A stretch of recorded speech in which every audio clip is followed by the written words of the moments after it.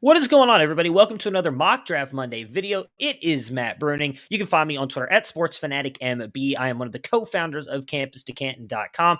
And today we are bringing you guys another 2022 rookie mock draft. This is Mock Draft 3.0. Now, I know some of you have not been quite the biggest fan of this format, but I wanted to run it one more time.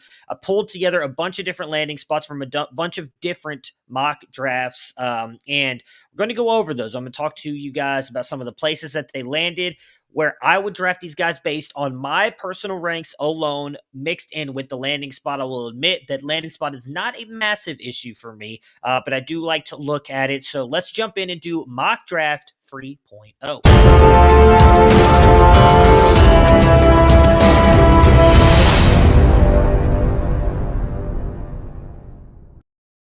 All right, so this one was a 4-round mock draft, and I have had a bunch of players get drafted in the first, second, third, and fourth round. So I'm going to go by position so that you guys can look at where these players were drafted on these teams and kind of help also form your opinions, because everybody does this differently, right? Some people value landing spot more than others. I am one of those people who does not value it that much. We've seen it play out on both sides, right? A player like CEH just a couple years ago who went to the Kansas City Chiefs, and everybody said, "Oh, bump him up to running back 5." When for many of us, he was RB. He was RB 5. He was not even in our top RBs, and then all of a sudden, everybody jumps him up to like RB 1 because he lands with the Chiefs, and everybody thinks, "Oh, well, hey, that because of that landing spot, he deserves to be the top running back off the board." And you pass on the DeAndre Swift and Jonathan Taylor. I can't even say anything about a J.K. Dobbins. I think Dobbins is going to be amazing, but he had an okay rookie season and unfortunately suffered the injury this year. And then we've also seen it on the other side of that, right? With A.J. Brown. Oh, he's going to Tennessee. Marcus Mariota. He can't thrive there, and now he's one of the best wide receivers in the league. So I tend to value my players on skill alone. Landing spot plays a small part into that, but it really doesn't change much for me. So let's talk about the quarterbacks first. I'm going to throw this up on the screen here. Kenny Pickett to the Carolina Panthers at the 1.7, Matt Corral to the Washington football team at the 110, Sam Howell to the Pittsburgh Steelers, the 117. So those are the only 3 that went in the first round of these. Next was Carson Strong to the Giants at 2.5, Desmond Ridder to the Eagles at 2.11, Malik Willis at the 3rd round pick, which is interesting to me because I don't think that he falls that far. Likely he is gone by the 2nd round in the real NFL draft, but that's where a lot of them had him mixed in. So at 3.9, and then Tanner McKee to the New Orleans Saints. Looking at the running backs now, Kenneth Walker, Zach Charbonnet, and Isaiah Spiller all go in the 2nd round to the Bills, Cardinals, and Falcons, respectively. Kyron Williams, the only running back in the 3rd to the Houston Texans. Then Breece Hall, which, again, weird landing spot here, to the Baltimore Ravens at the 4-5. James Cook to the New Orleans Saints. Hassan Haskins to the Miami Dolphins. And Tyler Batty to the New York Jets, all, again, in the 4th round here. For the wide receivers, big list of wide receivers, as you guys can see. So Chris Olave to the Saints, Jameson Williams to the Raiders, Garrett Wilson to the Buffalo Bills, Treylon Burks to the Chargers, Jahan Dotson to the Patriots, Drake London to the Cowboys. All wide receivers drafted in the 1st round. That is 6 wide receivers, a great amount of wide receivers drafted here in the 1st round. In the 2nd round, George Pickens to the Jets, David Bell to the Dolphins, John Mechie to the Pittsburgh Steelers, Xavier Hutchinson to the Indianapolis Colts, and then in the 3rd round, Jalen Tolbert to the 49ers, Wan'Dale Robinson to the Chiefs. Whew, that is a very interesting landing spot. And last but not least, in the 4th round, Calvin Austin III to the Cleveland Browns. And let's wrap it up with the tight ends here. Trey McBride to the Green Bay Packers in the 2nd round. Isaiah Likely to the Jets in the 3rd. Jalen Weidermeyer to the Giants in the 3rd. Cade Otton to the Colts in the 3rd. Jeremy Ruckert to the Jacksonville Jaguars in the 4th. And Josh Wiley to the Carolina Panthers in the 4th as well. So that is where all of our players land here in these top 4 rounds. Now I'm going to give you guys how I would draft them if that was true. If those were the landing spots that we all saw happen here, and the NFL draft just happened. We're kicking off. It's that Monday after the draft. Rookie drafts are kicking off. It's a great time of year again. I'm taking Matt Corral. I do think that he is the best quarterback and has the most upside, and I do like the Washington landing spot for him. I think they've got enough playmakers around him there Scott Turner is an okay offensive coordinator. He's had some good years and some bad ones. The biggest thing that worries me is obviously Washington's offensive line, but with what Matt Corral can do off schedule in certain plays and his arm talent, I think that he's going to be a very good quarterback here. At 2 is Kenny Pickett to the Carolina Panthers, and it's because it's the Carolina Panthers. Same thing. I do think Matt Rule is still a very good coach. I know they've had some bad 2 years in a row here. Sam Darnold's not the answer. I think it's fair to say that. Kenny Two Gloves going to Carolina with Christian McCaffrey, David Moore. You've got Robbie Anderson as well there. This team, Terrace Marshall, eventually I think will take a step forward. They've got a lot of talent around this team, and I think Kenny Pickett can bring out even more of them. So I would be taking, this is a super flex draft. I did not mention that. I'd be taking Kenny Pickett here too. This next one I think is going to surprise a lot of people, and I'm taking this player. There's 2 wide receivers I have in my tier 1. And landing spot wouldn't really separate much for me. The reason it separated this one, and it's Treylon Burks here at 3, is because he's going to the Chargers. Getting paired with Justin Herbert at his freak athleticism and his size, speed combination, opposite of Keenan Allen. And again, being paired to Justin Herbert for possibly the next 10 years is extremely exciting. And that is why I took him over Garrett Wilson, who does, I'm sorry, I'm an idiot. I forgot that I was taking that. But that is why I'm putting him over Garrett Wilson, who is my other one that's right there. At 4, we've seen a lot of times that running backs are boosted up because we don't know how many of these guys are going to really pan out. And a lot of people want running backs. A lot of people build their dynasty teams around running backs. And so for me, I do think that you probably have to take one early if you want one. And with all that being said, I don't see how you don't take a guy like Kenneth Walker here who lands in Buffalo. Now, we've seen Devin Singletary has stepped it up a little bit here back into the season and in the playoffs. So maybe they don't do it, but I feel like they really need to build a more proficient running attack. It cannot be Josh Allen being their best running back there. And Kenneth Walker landing, I think, is a great fit. He's going to be good for this team. So Kenneth Walker would be the first running back off the board for me. Next up, and this guy is right behind my other 2 wide receivers, and that's Drake London. And I know, Cowboys, you're thinking, well, like, they already have all these weapons. Why would I want Drake London there? They've got Amari Cooper. They have CeeDee Lamb.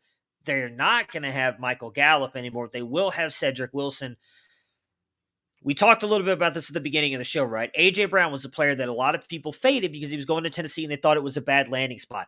The same was being said about CeeDee Lamb when he landed with the Cowboys. Said, what? This guy's not going to be good. Like, there's too many mouths to feed there.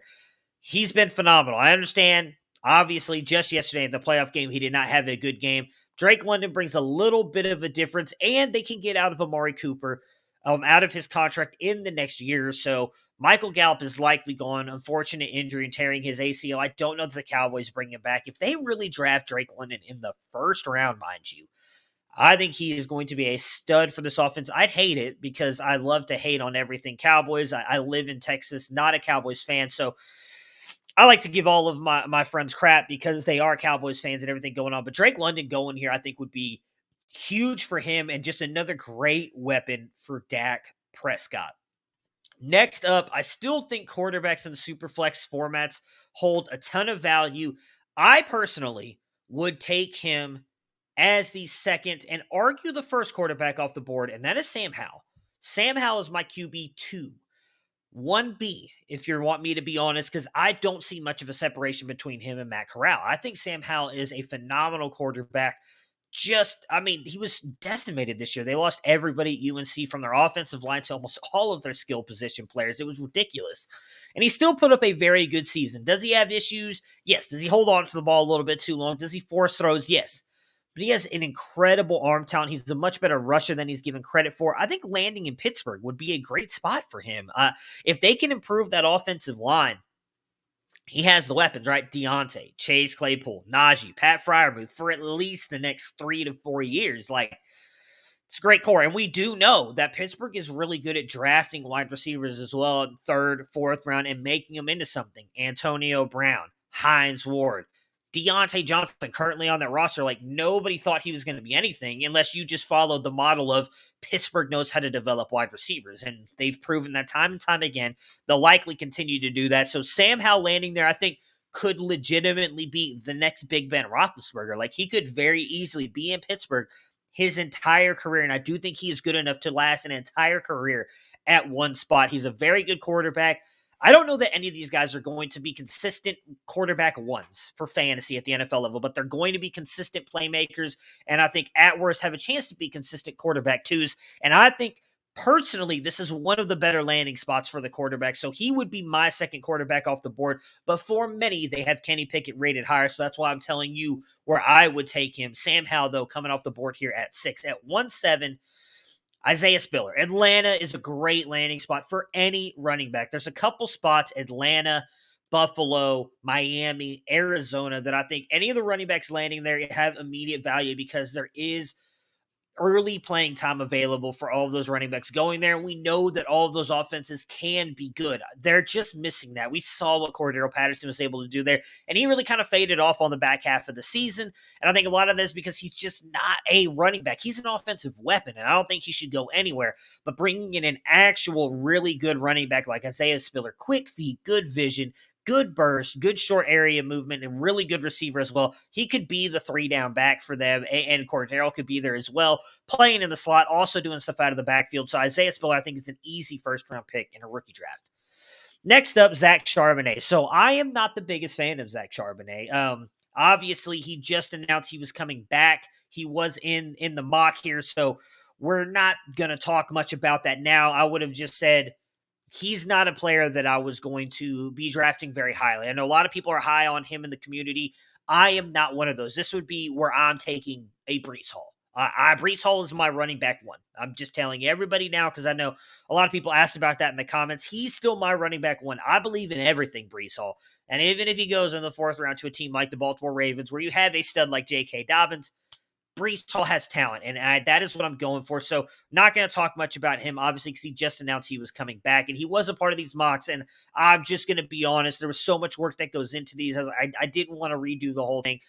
Had he come out here, I do think a lot of people would have taken him because there are people high on him. At 1-9, Chris Olave. Going to New Orleans is a great landing spot for him. They need another wide receiver opposite Michael Thomas, assuming they keep Michael Thomas, and I think whether they keep Jameis Winston or move on from him, whatever they do, we've seen that wide receivers can be proficient. I think he is by far the more talented wide receiver on that roster than anybody else they have there, whether it's Traquan Smith, Marquez Callaway, so I think he can produce. Then it is Garrett Wilson, and I think Garrett Wilson is going to end up being that A.J. Brown of this draft class if he falls to a team like Buffalo, because people are going to look at that and say, they got Stephon Diggs. They got Dawson Knox, who's taken a massive step forward this year. And a lot of people love Gabriel Davis and what he does. So they're going to fade Garrett Wilson. He is my wide receiver one. I would not let him fall this far. If it was me in this mock draft, I'm taking him, honestly, at 1-4. I'm still taking Treylon Burks because they are, much like I mentioned, 1A and 1B with Matt Corral and Sam Howell. Garrett Wilson and Treylon Burks are 1A, 1B for me. And Treylon Burks landing with Justin Herbert in a more pass-friendly offense with the Chargers is why I'd slightly move him up, but I would be okay taking either one of them. So he falls, though, to 110 here for the mock drafts that we were running. I don't agree with it, but hey, I wasn't drafting in all of these, so I can't, it is what it is. I would have taken him much earlier. Then at 111, you get Jameson Williams. This just feels like a Raiders pick, if I'm being honest with you guys. The speed, what he can do on the outside, feels like that classic Raiders pick. And I do think that he's a little bit more of a complete wide receiver than Henry Ruggs. We saw this year, obviously, before the tragic incident that happened with him and everything that occurred, and him no longer obviously likely playing football. Jameson Williams could easily slide back into that role, and I think he could do a little bit more than what Jameson Williams did. So it makes sense taking him here. Then last but not least, and again, I think a lot of this is because of the Superflex value, Carson Strong comes off the board. Second-round draft capital is obviously not great. You'd love for these guys to get first-round draft capital, but New York is turning over their entire front office, entire coaching staff now with the release of Joe Judge. I don't know that Daniel Jones is long for this job, and the Giants do have some very good weapons. We'd love to see a decent quarterback get in there to help Saquon Barkley out. We'll see what happens with Sterling Shepard after the injury. But you got Darius Slayton, you got Kadarius Toney. Say what you want about him. I mean, he played decent at times here. They got Kenny Galladay. Carson Strong, I think, would help a lot of these guys out. The biggest fear I have with Carson Strong is the knee injury. There's a lot of talk in NFL circles that's the only thing that's really holding him back, because I do believe he's the best passer in this class, but he's not going to beat you anywhere with his mobility, and it really is the knee that is the issue with him. So just a recap of the first round here: Matt Corral, Kenny Pickett, Traylon Burks, Sam Howell, Traylon Burks, Kenneth Walker, Drake London, Sam Howell, Isaiah Spiller, Zach Charbonnet, Chris Olave, Garrett Wilson, Jamison Williams, and Carson Strong. So now we're going to go into the second round. I've only been doing one round of these, but we did do two. And right off the top was Kyren Williams. Going to the Texans, I do think is a good landing spot. We'll see what happens. Obviously, they have just fired their coach, David Culley. I don't really understand that, because I felt like the team was playing really well and really hard for him. But if they do get Brian Flores in there, like a lot of people are saying, likely means Deshaun Watson stays. He wanted to bring Deshaun Watson to Miami. He is no longer in Miami. If he ends up with the Texans and Deshaun Watson stays, I think it's going to be a great fit for Kyren Williams. He is an extremely physical back for his size. He's a little bit undersized, one of the best pass blockers in this class, really good burst, really good receiver. I think he's just a really good running back. The biggest fear is just he's undersized. But he goes to the Texans. He has a shot to take over this job. So I'll be very intrigued to see what happens with him. Jahan Dotson. I like him. I think he's a very good wide receiver. Would be an alpha for the Patriots, which would be good. Mac Jones needs one of those. I think the Patriots landing spot probably scares a lot of people off here, because we've seen them take wide receivers in the first and second round and not work out. Dotson, I think, is a little bit different than all those guys. And I don't know that he falls that far, because I do think, a couple guys like Ray Garvin have said this. They think he's going to go out at the Senior Bowl and just light it up. And if he does that, he'll boost his stock up even more. So I don't know that he falls that far to the Patriots in the first round. But if he does, I think regardless, he's going to be okay. Then Breece Hall comes off the board. And again, I think a lot of this is just because he goes fourth round into the Baltimore Ravens. I honestly don't think there's any shot this happens in the NFL. He is the best running back, and if you want to put Isaiah Spiller ahead of him, fine. He's the second best. I'm not knocking him any more than that. He is likely a round 2 or round 3 pick, but I think because he fell into round 4 and then to Baltimore of all places, it's probably what worries people, because you have J.K. there. But we've seen that they've had the J.K. Dobbins and Gus Edwards show. Both have been very successful for fantasy, and I think that the same thing can happen here with Breece Hall and J.K. Dobbins. So I would still take him in the first round, as I mentioned earlier. Next up, we've got David Bell, who's going to the Miami Dolphins. David Bell is a very intriguing wide receiver to me, because I think he is really, really good. He just kind of lacks elite play in a lot of places. To me, his most elite skill is his body control. He can make ridiculous catches on the sideline, back of the end zone. The way he's able to angle his body and kind of beat defenders out to get the ball is tremendous to me. I just don't think that he's a great fit in Miami. I don't know that he's the piece that they're missing, and I don't know about Tua either. So that's what worries me about him. But a wide receiver like him, I've said before, and I'll say it again, I think he's the Rashad Bateman of this class. He's the guy that everybody's overlooking that's going to end up going into the NFL and just producing, because he doesn't have the elite speed here or the elite contested catch skill here. Like, David Bell's just an all-around very, very good wide receiver. 2-5, George Pickens going to the Jets. We saw him come back at the end of the year for Georgia, played well, had that amazing catch in the national championship game. I do think that this would be a great fit for them. He could be the alpha for Zach Wilson. I think he's missing that a little bit, paired with Elijah Moore, giving him a big body target that he could target. And I do not know that we've seen Pickens' ceiling. We've seen him struggle a little bit to be consistent in college, and he's never really had a really good quarterback as well. I think George Pickens' ceiling we could see in the NFL, and being paired with a guy like Zach Wilson, who I'm not the biggest fan of, but showed spurts of really good play here at the end of the season. Pickens could be really, really good in the NFL, so I think you could be getting a steal here. This next one was very interesting to me. I was kind of surprised to see him go this high, but it is when we set these mock drafts up, they were Superflex tight end premium, so you're gonna see probably, I would think, one tight end go. And I think because of the landing spot, people got really excited about this. Trey McBride, in my opinion, is by far the best tight end in this draft class. And going to Green Bay, we've been waiting, right, for a tight end to break back out there. I think that Aaron Rodgers stays, and in return, I think Devontae Adams stays. We've seen the front office mention that they kind of want to get Devontae Adams with the franchise tag again. And if they do that, obviously he's not going anywhere. And just recently, I would say about 2 weeks ago, Aaron Rodgers came out in an interview and said that he has a much better relationship with the front office. They've included him in a lot of the decisions, and that's made him very happy. Rodgers seems like the kind of guy I think that wants to stay with the team forever. So I don't think he's going anywhere. If Trey McBride is drafted that early to the Packers, I actually don't mind this pick at all in a rookie draft because I think he can produce. He's an offensive stud, and it just gives them someone outside of Devontae Adams, who is realistically their entire passing offense, to kind of do something. We've seen it at times, right? Like we've seen Jay Sternberger. We saw, my God, his name has jumped out of my head, but you guys know who I'm. Robert Tonyan. We saw Robert Tonyan have like a really great games. Trey McBride is both those guys on steroids. Like he is a great offensive tight end. So I get the pick. I really do. At 2-7s, my God, Desmond Ridder. And I don't love the landing spot at all, if I'm being honest with you guys. Jalen Hurts is going to be a big talking point for all dynasty players and podcasts and everything going into this offseason, right? Had moments, played really well, also played really bad, did not look great in the playoff game. Will they move on from him? I don't know.